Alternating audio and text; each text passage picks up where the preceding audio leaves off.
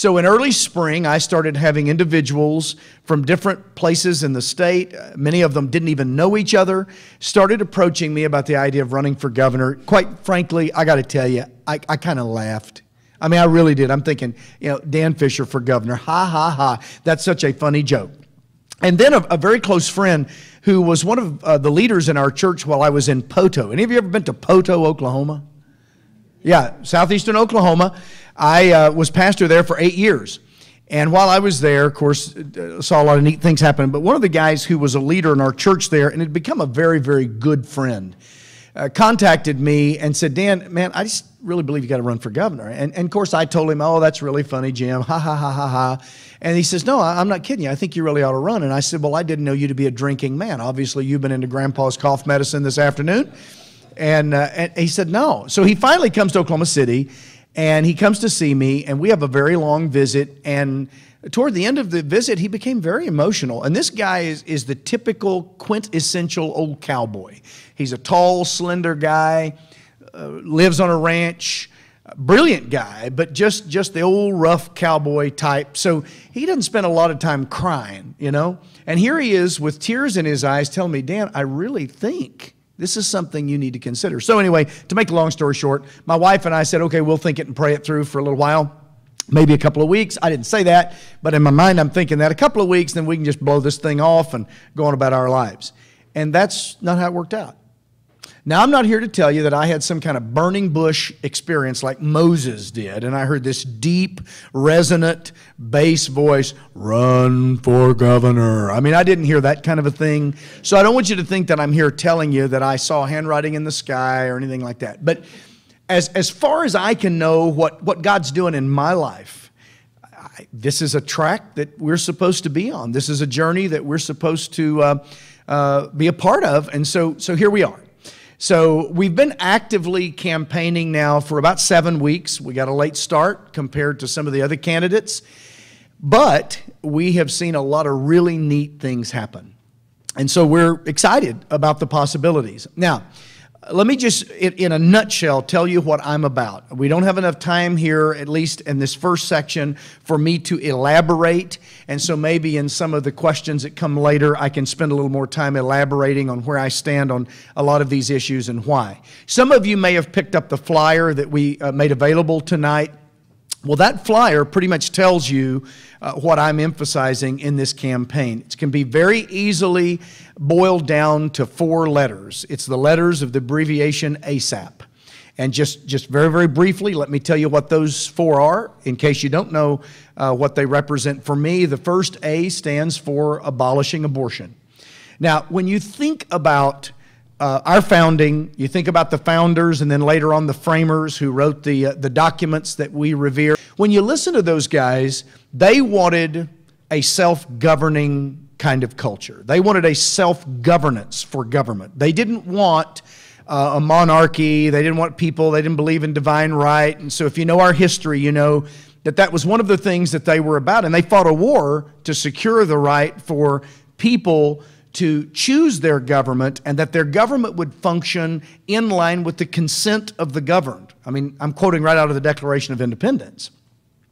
But one of the things that those founders and framers understood is that a people cannot govern themselves as a culture if they cannot govern themselves individually. This is why George Washington, in his farewell address after 2 terms, said that the 2 columns or pillars that hold up a self-governing people, i.e. a representative constitutional republic like we have, the 2 columns that hold that up are morality and religion, and you're not going to have morality and if you don't have religion. And later on, all of these guys define what at least they were talking about when they said religion. They primarily meant Christianity or the Judeo-Christian outlook on life. Then if you listen to guys like John Adams, the 2nd President of the United States, you'll hear him say something like, our Constitution was written only for a moral and religious people. It's completely or wholly inadequate for the government of any other. Now, those are just 2 examples of many quotes that you can find when you look at what our founders and framers had to say about a self-governing people. And the idea is that you have to have a moral people or you just can't govern yourself. By definition. So I believe it was Benjamin Franklin who said that the more immoral we are, or the less moral we are, the more we have need of masters to control us. Well, that's the way it is. And so I am one who believes that everything going on in our culture that I at least consider to be ill is because of the decay of morality, and we're losing our ability to govern ourselves. And I can't think of anything more immoral than murdering unborn children. Out of all in our culture, they are the most innocent among us, the least able to defend themselves, cannot even speak out for themselves. And yet, since 1973, we have murdered, depending on whose stats you look at, somewhere around 58 to 60 million. Now, unless you think that, well, this is good old conservative Oklahoma, so I mean, we're certainly not doing that here. Well, maybe not at the rate in larger states, but right here in Oklahoma, every business day between 15 and 20 babies are murdered. Now, I use the word murder because I believe that's exactly what it is. And one of the reasons I don't think we treat it as such is because we don't call it that. See if we can find other ways to describe the wrong things that we do, which we're really good at. I heard one person saying that we've switched the names of things, like, for instance, a shoplifter or a thief is a non-traditional shopper. I mean, using terms like that, okay? So we just don't want to call it what it is. So here we are, we're putting to death 15 to 20 babies every business day in Oklahoma. And by the way, those are the low numbers. I'm convinced the numbers are much higher. But let's go with the low numbers. That's about 100 a week. So that's right at 5,000 a year, right? Using the low numbers. So since Roe v. Wade, if those numbers are consistent, I think they're worse. But just using that number, we've put to death some 225 to 250 million babies here in Oklahoma. Well, if that doesn't define a modern-day Holocaust, it escapes me that we could even define something like that. So I believe it is time for a state. I believe there will be others. In fact, there are states all over the union that are trying to figure out how they can just say this, but so many won't say it because it's not politically correct, It's not politically expedient. But there's got to be a state that stands up and says no. No. There's nowhere in the U.S. Constitution where the Supreme Court found the legitimate right or authority or power to force states to allow unborn babies to be murdered in their state. So if elected governor, one of the things that I will do is I will use everything within my power in the bully pulpit to begin to lead our state to become an abortion-free state. Now, let me also say to you that I understand there's another side to this problem, and that side is those who've made the wrong decision and have murdered their babies. Some of them later on will admit, you've heard testimony after testimony, I feel guilty, I feel dirty, I can't get beyond this. Well, there's forgiveness in the Lord.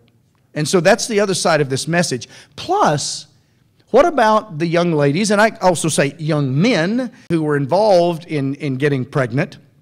What about them? What do we do for them? Well, this is a shining moment for the church to stand up and say, hey, we can help. We have a very strong church culture in Oklahoma. This is the opportunity for the church to step up and say, hey, we will step up and help these young ladies. We will help to find homes for these little babies if they don't feel like they can raise this child. There are solutions, guys, but I can assure you murder is not one of them. So that's the A in ASAP. Very quickly, the other three letters you can read for yourself, but the S stands for state sovereignty. I believe, and if you read the writings of the founders and the framers, you'll get this. It's pretty easy to see that the founders and framers saw states as sovereign entities. And when they delegated certain authority to the federal government, they literally said, for instance, Madison in Federalist 45, those delegated powers to the federal government are few and defined. Defined, by the way, in Article 1, Section 8 of the U.S. Constitution. On the other hand, he said, the powers reserved to the states are many, or numerous is the word he uses, and indefinite. Then, so that we would not forget, when the first 10 amendments were ratified to the Constitution, remember the 9th and the 10th Amendments focus on the sovereignty of the states, and especially the one we're most familiar with, the 10th Amendment, which says, oh, and by the way, now I'm paraphrasing, anything that we didn't mention in this Constitution, well, those rights are reserved in the states. Just so if anybody gets confused, it's the states. Even the big government guy, or at least in my opinion, big government guy, Alexander Hamilton, even he admitted in Federalist 33 that what we call the federal government is actually the creature of the states. Now, a lot of people actually, I think, erroneously believe that the federal government created the states because it'd be easier to, delegate your authority. It's the other way around. The states predate the federal government.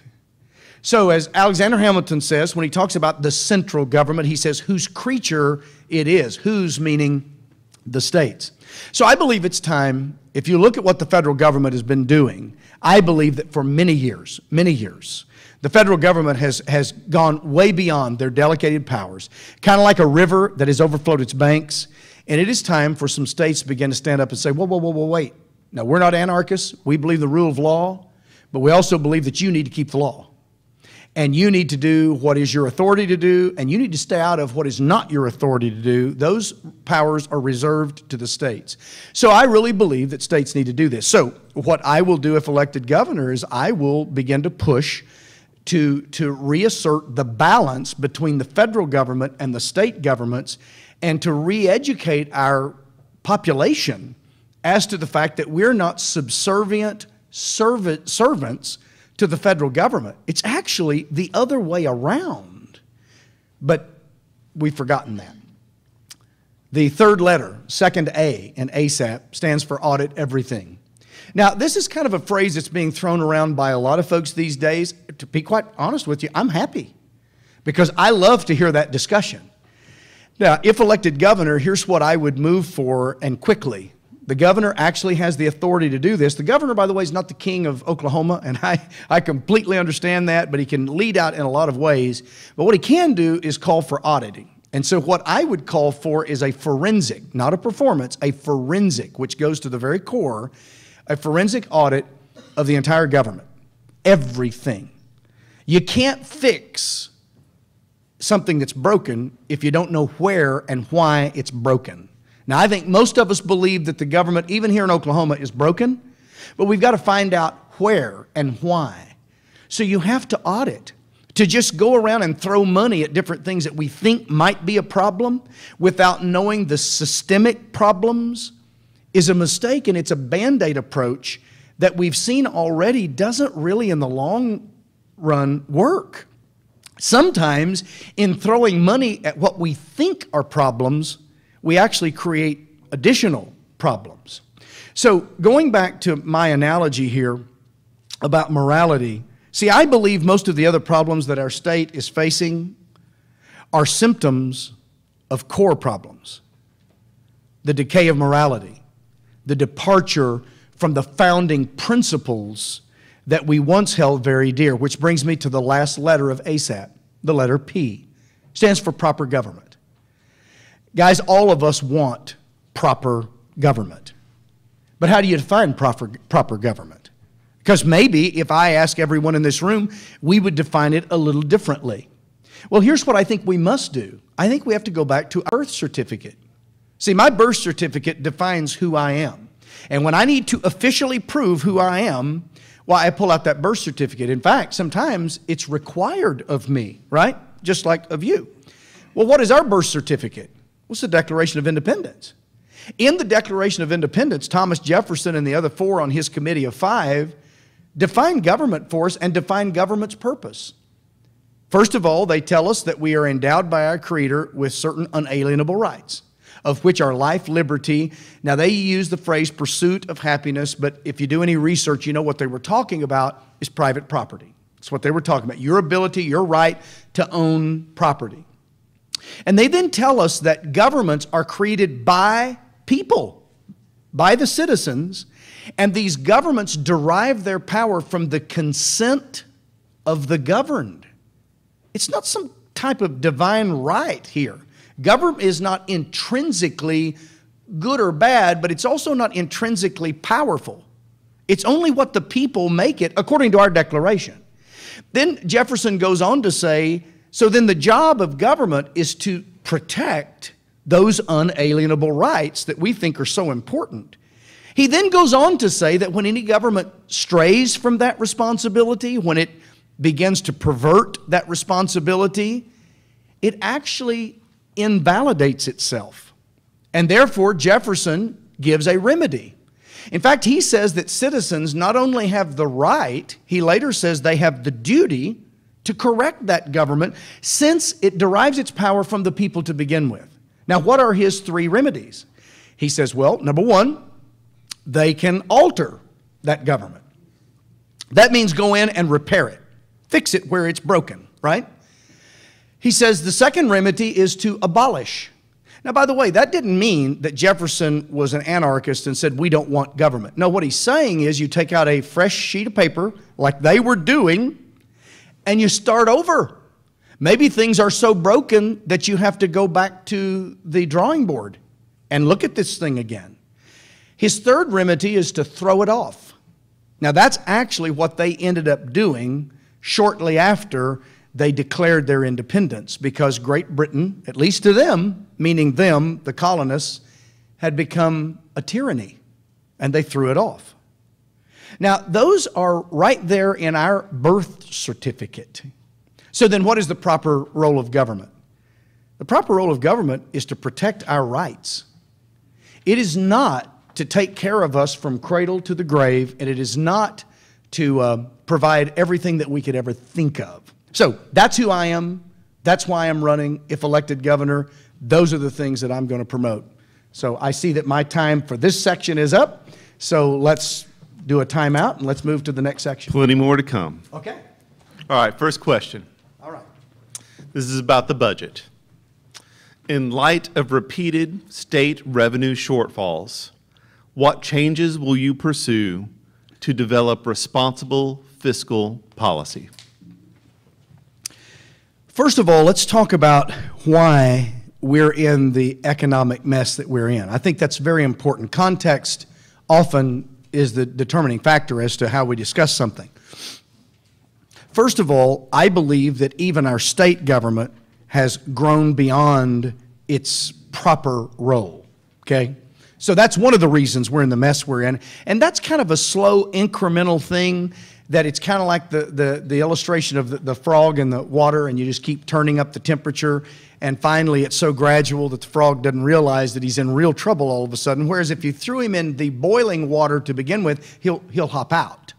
Now, whether or not that illustration is a perfect illustration, I think it kind of helps us to know why we're where we are. But let's all admit the other reason. The other reason is the number one industry in Oklahoma is energy. It's energy, guys. We're one of the few energy states in the Union. And just a few years ago, the bottom fell out of oil prices. Oil went from round figures, from $100 a barrel, to less than half of that, in the low 40s. Now, anyone who knows anything about supply and demand and a free market knows that if the number one industry in your state is energy, and it takes well over a 50% hit, that's going to affect your state economy. The sad thing is, we seem to have been completely unprepared for it. Did we forget the oil bust of the 80s? Which actually was far worse than this time around. Okay, so those are the reasons we're there. Now then, what do? The oil thing we can't fix, right? I mean, we're just going to have to see what happens to the energy market. But we do what everybody else does. When anyone personally or in their family or in their business encounters a drop in revenue or income, what do? Don't you reduce your spending? Don't you live based upon your means? Now see, government is a very unique entity in that it can just force you to give more. It doesn't have to do what you do. So let's say that your boss, for some reason, calls you into the office and says, hey, listen, I want you to know, man, things are not going so well. We're going to have to cut your pay half. You say, hey, it's no big deal. And you just go out and start running up the credit card. And you say, by the way, I think I'll buy a couple of new cars. Let's upgrade our house. Let's buy a bigger house. All while you've just experienced a huge cut in your income. So I submit to you that the way to fix our issue is to force the government to do what all the rest of us already do. Live within its means. Reduce expenditures based upon resources. Now, I would also argue that we've come to the place where we expect far too much from government. And guys, here's the thing about government. It will exist so it can exist. And government will justify to you how much you need it. And if you're willing to need it a lot, it wants to be needed a lot. And you know what it will do? It will take more and more and more from you, from me. So one of the things that we must do is to begin to reduce our expectation of government. Now, I don't mean lower the standard. I'm not talking about in quality. I'm talking about in quantity. We've got to stop expecting the government to do everything for us because, guys, remember this. If you don't walk away with anything else this evening, maybe you can remember one of these points. And remember this one. Government has no money. Government has no assets. You see, government only has what it takes from us or what we willingly give it. And remember, government operates by the consent of the governed. So I would submit to you that what I will do if elected governor is not wave some magic wand or throw out here on the podium 3 or 4 silver bullets that I have, like some candidates will often lead you to believe, like they've got the magic wand, they can just wave it, oh, I'll fix this economy, or they'll throw out the silver bullets. Guys, there are no magic wands, there are no silver bullets. Those really are the beliefs of a very naive and spoiled culture that thinks every time we get into a fix, there's just a pill to fix it. Guys, there's not any easy fixes here. We have worked ourselves into a tremendous hole by expecting too much from government, allowing government to demand too much from us, and we're going to have to reduce the size of it. It's as simple as that. So that would be my answer. Thank you. The next question is upon education. Current policies in this state have resulted in low morale in K through 12 and higher education, teacher shortages, and diminishing learning outcomes for students. What policies will you advocate in order to ensure quality education for Oklahoma's future? All right, this is a question, obviously, that's very close to me because at one time I was a public school teacher. My wife taught school for 20 years. So this is an area where I have functioned, plus I believe very strongly in education. So what do we do? Well, unfortunately, some of these questions are dovetailed, meaning that they kind of have partially the same answer. Because see, I believe the reason why our education may be in a tough spot is because of the very same reason that our economy as a whole is in a tough spot. See, we're draining off hundreds of millions of dollars to things that I don't think government's supposed to be involved in. And therefore, the money is not there for the things it needs to be involved in, like education, like increasing the salary, or not just the salary, but the actual worth of educators and enticing the better ones to stay here in Oklahoma. Let me give you just one example. Former Governor Frank Keating came out this spring with a commercial. Some have argued as to why he did it or who backed it. That's immaterial, really. Here's what he said in the commercial. I need to apologize to Oklahoma. I want to apologize to you for signing the Wind Energy Act back when I was governor.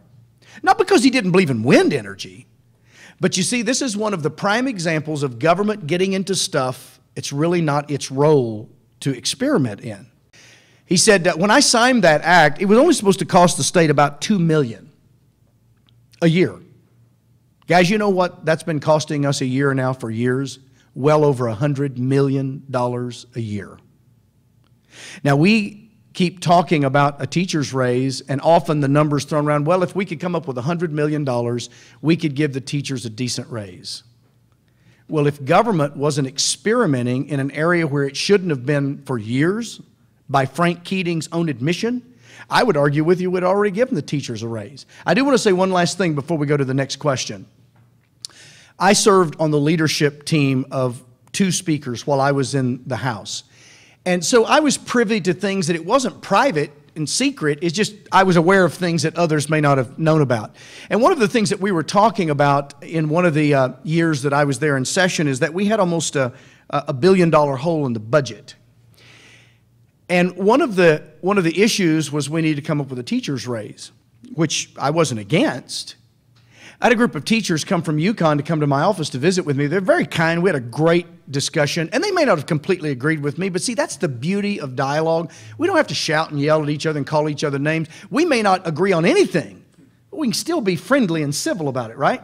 So anyway, they're in my office. We're talking about it, and they said, well, we haven't had a raise in years. I said, well, not a raise that you saw. They said, what are you talking about?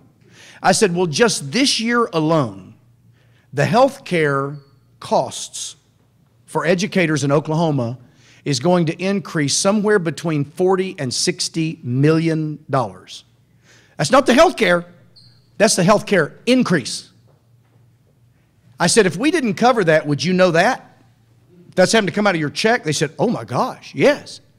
They said, well, nobody's told us this. I said, right. That's part of the problem. We don't tell the total truth. I said, so actually, you've been getting some raises, but it's all been going to your health care because health care costs are skyrocketing. So that year, we covered those huge increases in health care costs because we made a deal with teachers a number of years ago before I was even in the legislature to provide the health care. So I would argue that they have been getting raises. It just hadn't been in take-home pay. It's been in health care that's been absorbing millions and millions of dollars. Yes, sir. Thank you. The next question is on economic development. What role does state government play in economic development? All right. I am a free market person. I believe that markets ought to be free. I don't believe that government ought to be sticking its nose into the market and favoring businesses. The moment we do that, it's kind of like taking a set of balances and government puts its big finger on one side. We've automatically tipped the balance. So when we begin to take tax dollars that we force you to pay and we give it to some industry, we've immediately picked a winner and some losers. And government has that authority to do that. So I'm one who believes in the law of supply and demand. Now, we need to have laws to make sure that business operates legally.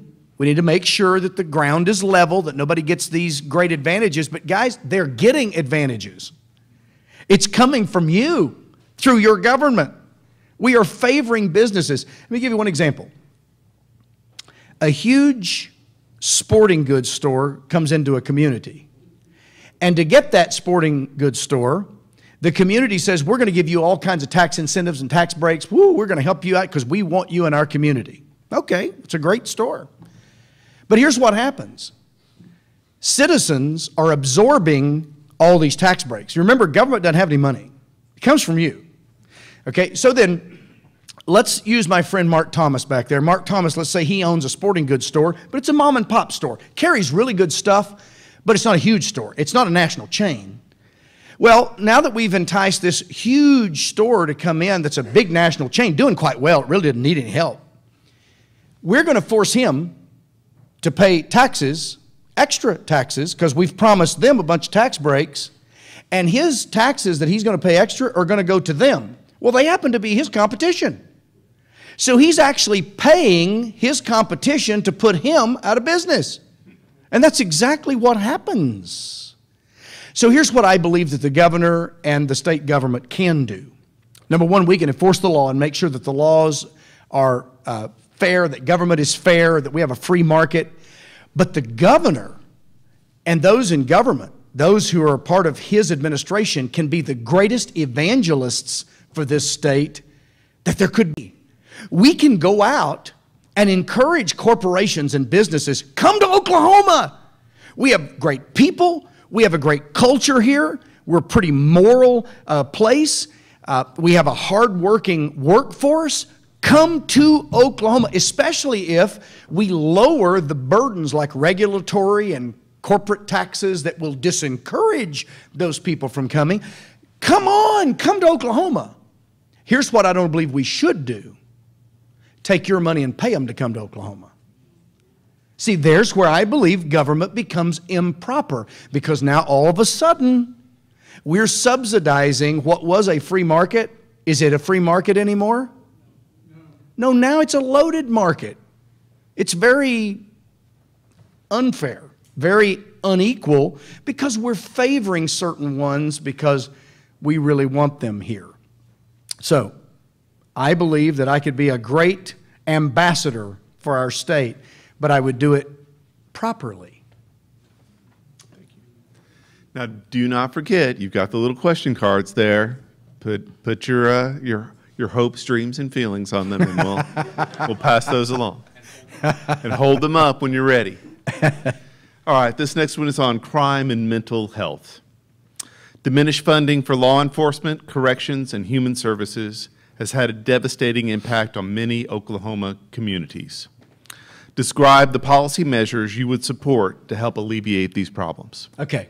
Now, this one is a really good one because it actually goes to one of the core functions of government, which would be law enforcement, the protection of society.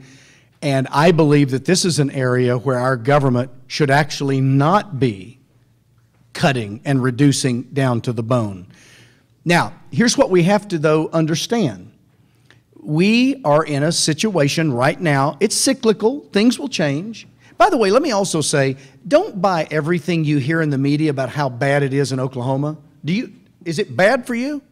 I mean, is it really horrible? In fact, if you look at our economy in Oklahoma, we have a relatively low unemployment rate compared to many states. If you look at our economy, it may not be growing at the rate we want it to grow. It may not be as good as we want it to be. But guys, our gross product in our state is actually on the rise. It's not nosediving. This is really a pretty good place, even though we've taken this energy hit. Let me tell you who's not doing a good job. Government that can't balance their books. So when the news talks about, the government's not, they can't do that. Guys, that doesn't mean the economy is tanking. It just means our government's fouling up. Okay, now, having said that, in a time when finances are tight, we have to live accordingly. So I don't think this is the time to be doling out huge amounts of money. At the same time, we cannot cut the core functions of government, such as law enforcement.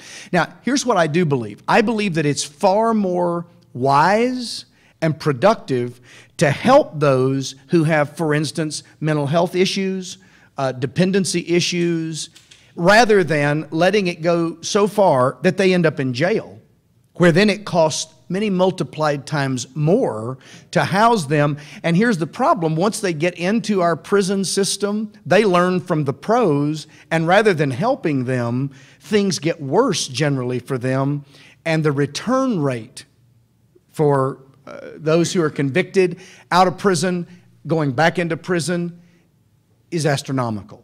So we do need to invest in preventative. I understand the problems with the opioid issue and how there's huge abuse of all kinds of prescriptive drugs, which of course needs to be fixed by physicians. I mean, they're the ones prescribing those medicines. But we also need to be careful. There are people who are in acute pain, and we don't want to make it so impossible to get.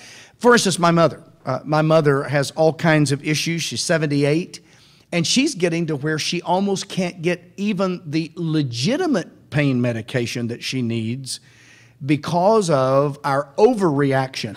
Here's another thing that we can do. Guys, we are in a very strong evangelical climate here in Oklahoma. Of the 3.9 million citizens in Oklahoma, to put a contrast, there's more people in Dallas, Texas than in Oklahoma. Okay.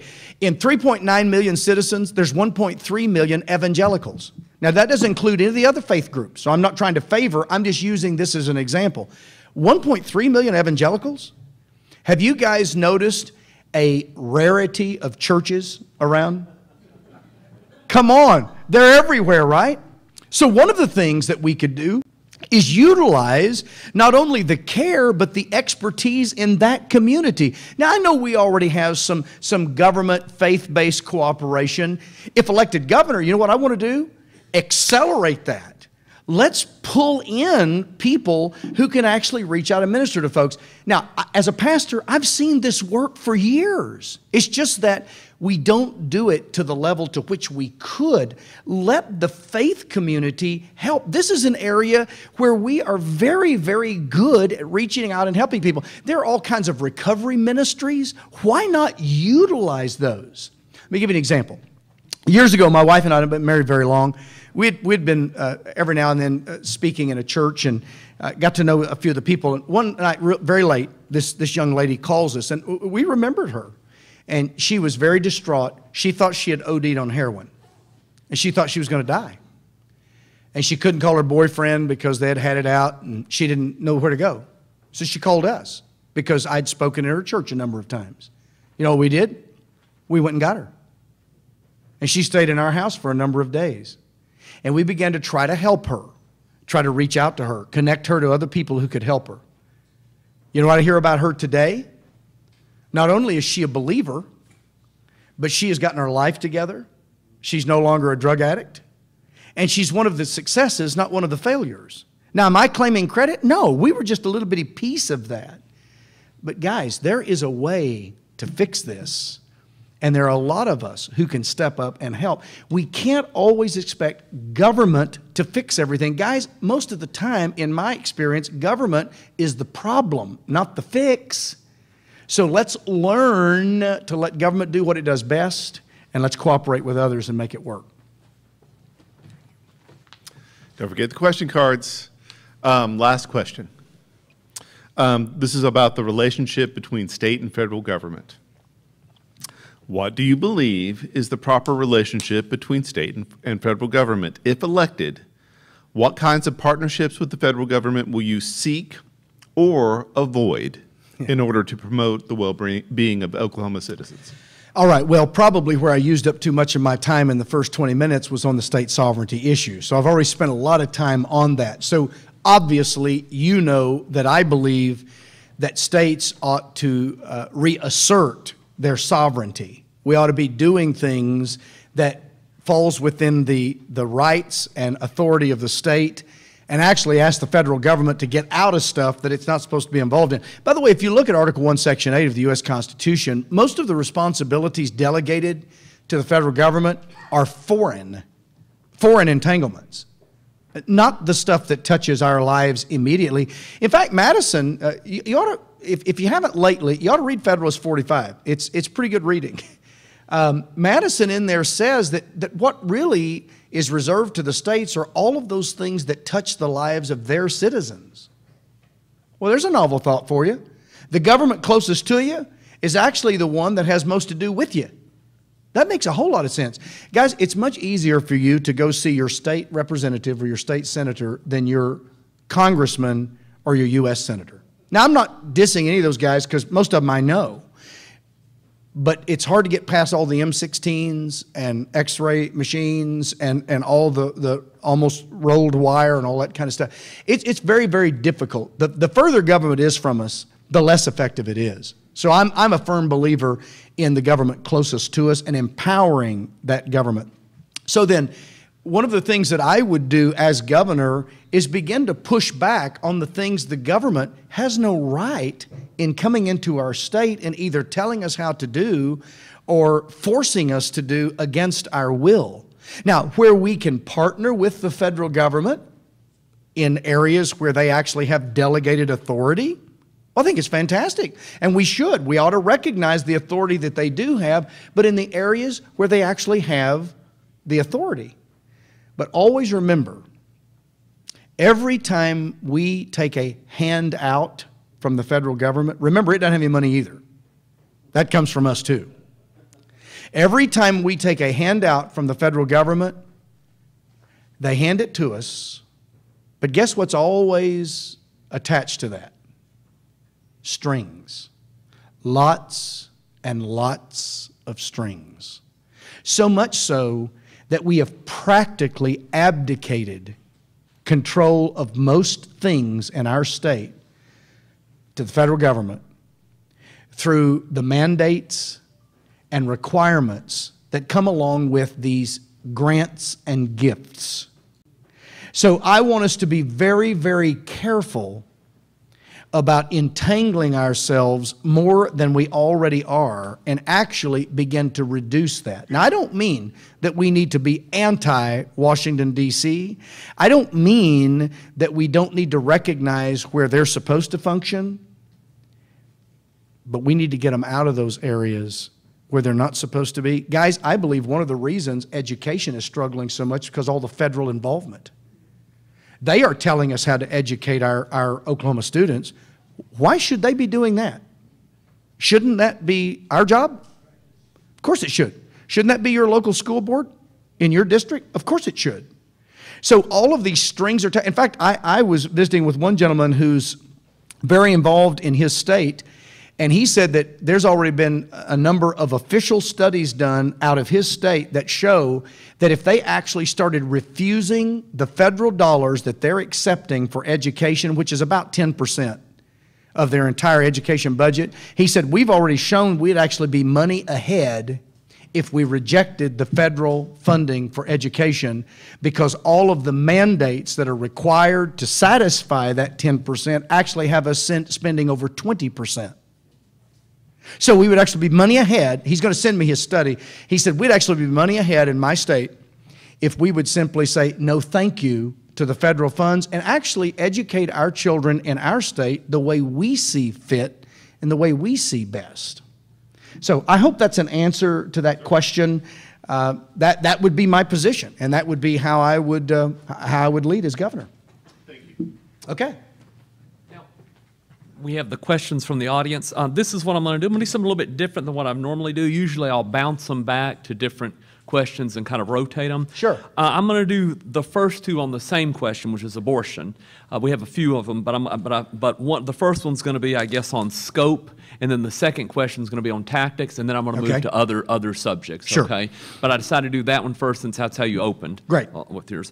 Okay. The first one is more on scope, and it's what are your limits on abortion? That is, are abortions acceptable in cases of rape, incest, threats to the mother's life, and assurances of poor quality of life due to health? If we accept the premise that abortion is murder, there are no exceptions. Okay, now, physicians will tell you that the old smokescreen of the life of the mother is in danger is a non-existent issue in our day of modern medicine. Now, let's take the other horrific examples that were mentioned that are horrific beyond any explanation, right? Rape and incest. Those are horrible crimes, and the perpetrators ought to be punished to the ultimate extent of the law, as far as I'm concerned. They ought to be put in jail, and the key should be thrown away. Terrible crimes. So we want to solve those terrible crimes by committing a worse crime, murdering the baby. So we want to punish the child for the sins of its father. That's not the solution. So if it's murder, we stop murder. Tim Tebow's mother was told that if she carried Tim Tebow to full term, not only would he not make it, she probably wouldn't either. Have you noticed him lately? He looks pretty healthy to me. The doctors are wrong a lot. The next one's more of a tactical question. I'm going to put two of them together. Sure, there was two, whatever. But it's the same question. It's how do you intend to abolish abortion? And then I want to follow that up with, since the federal government protects abortion, what will your plan be to abolish it? Do you believe that you can accomplish this? Okay, first of all, everything I believe begins with leadership. So we're going to have a governor who down in the core of their being believes what I'm saying about abortion. We haven't had that for a long, long time. Now, that's no intent to criticize anyone in particular. We just haven't had that. Well, if you're looking into my face, if you look into my eyes, you know I am dead serious. So first of all, I'm not lacking in commitment and passion. In fact, I've told folks that I will do everything within my power if it means die trying. Now, again, the governor's not the king of Oklahoma. So if elected, I can't just wave a wand, snap my fingers, and all of a sudden everything goes the way I want it to go. But let's think for just a moment, just very quickly, without going into history of the Supreme Court. We have been conditioned to believe that whatever the U.S. Supreme Court says, well, that's just the way it is. Now, let's think about that for a moment. So our founders and framers fought an 8-year war so they could create a court system that would be the same thing that they had just fought to free themselves from, which was a tyranny. They created 3 co-equal branches of government, and yet in their minds they wanted one of those co-equal branches to be not so co-equal. I mean, come on, please, guys. It stretches credulity to think that way. So what has happened to us? Well, we've been conditioned to believe that the Supreme Court is supreme because they have the word supreme in front of their name. So let's think about this. 1857. The Supreme Court says that black people are just private property. Were they right? No, they were wrong.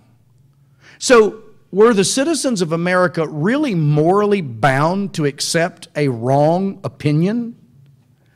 No. Now, unfortunately, we fought a very horrific, bloody war to prove just how wrong they were. They were wrong. Okay, in 1944, the Supreme Court ruled that it was acceptable for then President Truman to use the power of government to round up American citizens who happened to be of Japanese descent, some of them many generations removed from Japan. But because of the shape of their faces and their eyes, they were actually rounded up, put in internment camps where many of them lost their homes, their businesses, their careers. Who knows what else? Maybe almost everything they were. Was that right?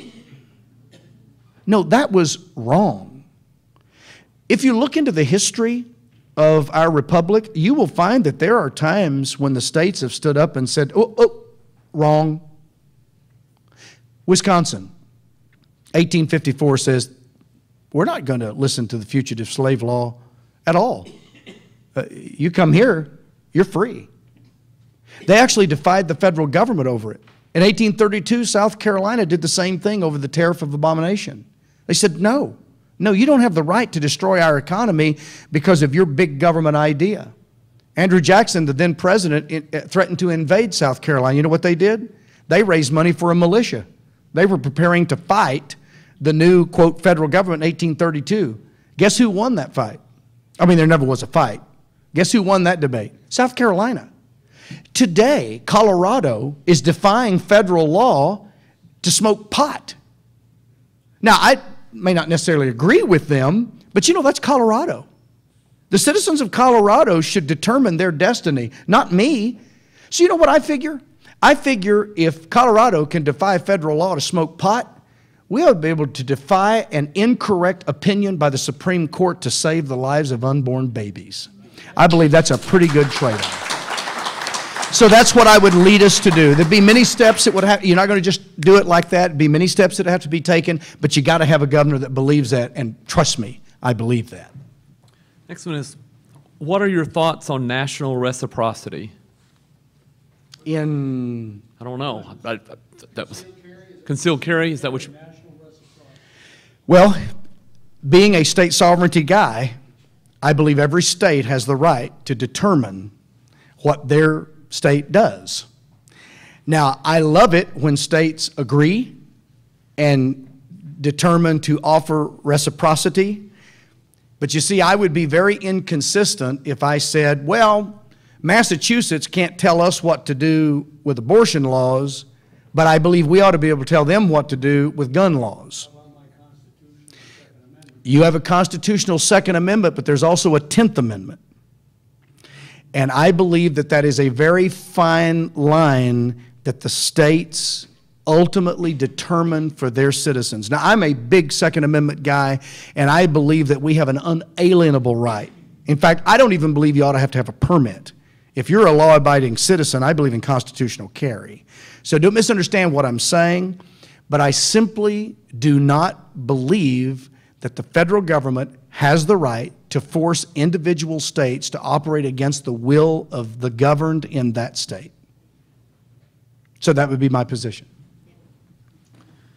Okay, the next one, I guess, is on economic development. It says, we have a 1,000-employee plant wanting to locate in Chickasha. If we cannot offer financial incentives, we may not be able to attract them. Would you let them go to Texas where they can get requested incentives? Well, here's the thing. If the citizens of Chickasha or of Grady County decide that they want to offer incentives to this corporation to come, I think the citizens of Grady County or the citizens of Chickasha have the right to do that. I just don't think the state has the right to take people's money in, let's say, Canadian County or Oklahoma County or whatever county, use their money to bring a company into Grady County or into Chickasha. So locally, for instance, Oklahoma City wants to bring Bass Pro in and they want to give them all kinds of tax incentives and credits.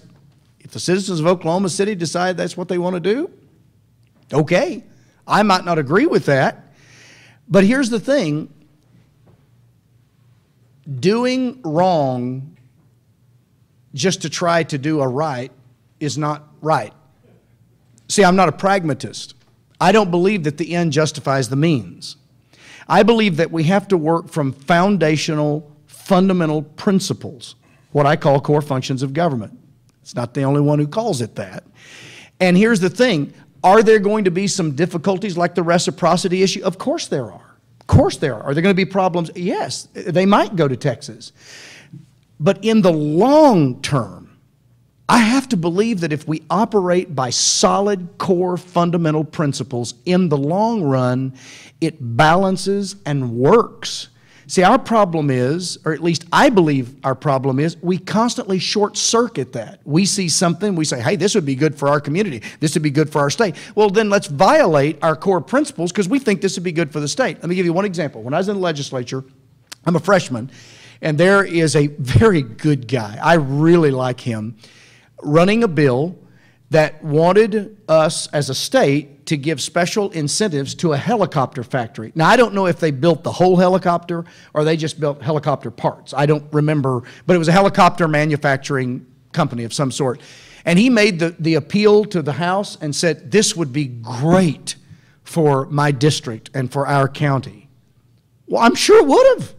I wasn't against it at all. I was just against the state taking dollars out of my district so his district could get a helicopter factory. So I told him, we defeated it. We defeated it on the floor.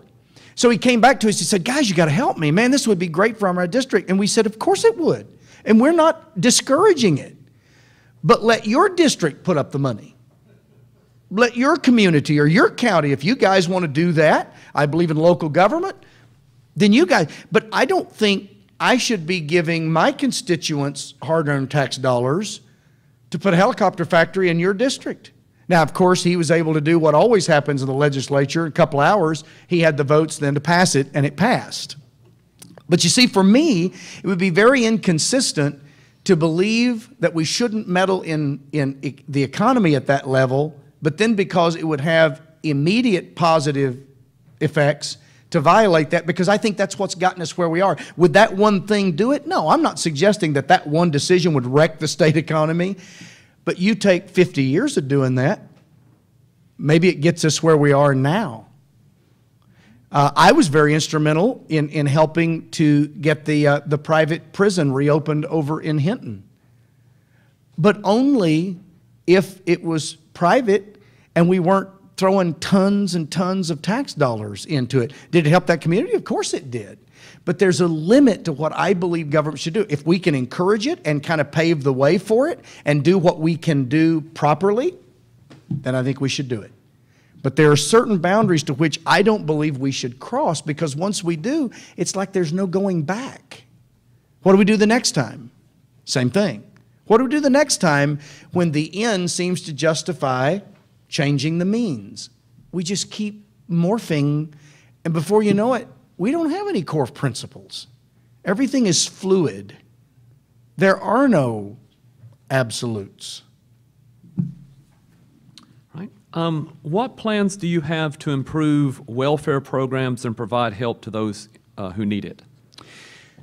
I believe there's a huge difference between those who need it and those who want it. So the first thing that I think we must do is take a look at the system. That's one of the reasons why I want to audit everything. Because you see, when you audit everything, you don't just find out where the money's going, you find out how that system is working. I believe we have created a monster by believing that government can fix people's problems. Guys, when anybody says, this is a Ronald Reagan line, "Hi, I'm here from the government to help you," close the door and run out the back door. I mean, the government is not normally there to help you. Now, do I think that Oklahoma citizens want to give a hand up to people? Of course they do. There's not a one of us in this room that is not willing to give a hand up to people who just have had some tough breaks and need some help. But there's a huge difference in a hand up and a hand out. And guys, we have created a system that is actually producing successive generations of hyper-dependent people on government for their subsistence when they don't really need it, could work. I'm not talking about those who can't. I'm talking about those who don't or won't. So already you know what I think about doling out money just willy-nilly. At the same time, we need to have a safety net for those who just need help. But guys, this is where the faith community can step back in. This is one of the jobs of the church. I will also be quick to tell you that as a pastor, I will admit to you, the church has failed in that duty. We've actually said, let the government do it. So we're to blame too. So that needs to be fixed. If you're part of a church, then you need to begin to speak that in your church. We're part of the problem. So what we do is we go back and we audit. And when I say audit, the forensic kind of audit, we go back and we get down to the core of that thing. Where's the waste? Where's the corruption? Guys, just think like this with me for a second. Depending on whose numbers you use, let's use the $16 billion budget that's normally thrown around. Our state operates on a $16 billion budget. Do you think there's the slightest possibility that across the board there's 10% waste? Do you think there's even a prayer that there's 10% waste? In fact, I think our prayer would be, Lord, I hope it's that low, right? Because I have a lot of people tell me way more. Do you realize that if we did a legitimate job of getting rid of just 10% waste, that would free up $1.6 billion with a B dollars in our state budget? Just 10% waste. Hopefully that answers that question. The last one. Okay. Would you consider looking into legally growing hemp? I don't think that's a personal question. I think that's I understand. Okay. Let's, well, are we talking hemp rope? that's the question. I don't know if they mean marijuana or if they mean hemp. Hemp is just the industrial. Yeah, well then Industrial sure, hemp. it's you make rope out of it. Yeah, so I wouldn't have any problem with that. There's 20,000 things you can make out of hemp. Yeah. It's not TCP. No, I understand. What's the difference in hemp and straw or other things? Now, I'm not for legalizing, pot, marijuana, and that kind of stuff. But sure, be very supportive of that for industrial reasons. Just like, guys, you didn't ask the question, but I'll just say it. I see no difference in using painkillers that are narcotics to help people than to use the cannabis oil and other things that can be derived from the marijuana plant if it's medicinal, and I mean truly medicinal. I'm talking about medicine. I'm not talking about, man, this would make me feel better, and we're not talking about that. Okay, I mean actual medicinal. I mean, what's the difference in cannabis oil, for instance, and a narcotic that's made out of different compounds and herbs or whatever? So, just so you'll know, as long as it's industrial, of course, I'd be supportive of it. All right. Well, thank you. And now you have 5 minutes for closing remarks. Oh, wow. Well, I bet you guys just can't wait for that, right? As much time as you've had with me this evening is more than anybody ought to want with Dan Fisher. Let me just close by saying this. First of all, I want to thank you. You guys have been great. Some of you may be saying, I wouldn't vote for that guy if he was the last guy or the only guy. Well, that's fine. I mean, that's what a civic discourse is about. So that's okay. You've been very respectful. I hope I have been too.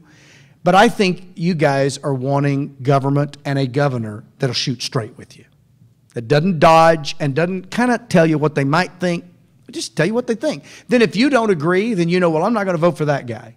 Okay? If you do agree, say, I'm going to vote for that guy. See, that's what this is supposed to be. We're honest. We tell you where we stand, and then you decide whether you agree or not. So I want to thank you for giving me that opportunity. Now, this race is still a long way out. The primary is in June of 2018, which makes me feel almost nuts out here tonight in early October. I mean, good grief. But it just gets going earlier and earlier every year. But come June 2018, obviously, if what I'm saying resonates with you, I'm no perfect guy. I'm flawed like everybody, but I'm pretty honest. I tell you what I think, and I do what I say I will do that with all that is within me. If you think you could support a guy like me, I would appreciate your support. We need volunteers. We need help. If this resonates with you, talk to us. Would love to have you to help us, because this is not about me. Guys, this really is kind of a movement. It's time for people to step back up and say, government, you're doing too much. You're messing up my life. It's time to do that. I believe in government. I'm not an anarchist, but I believe in proper government. So I'm going to hang around here for a while. If you want to visit with me, I'd be honored to do so. Again, guys, thank you so much for having me. God bless you all. Thank you.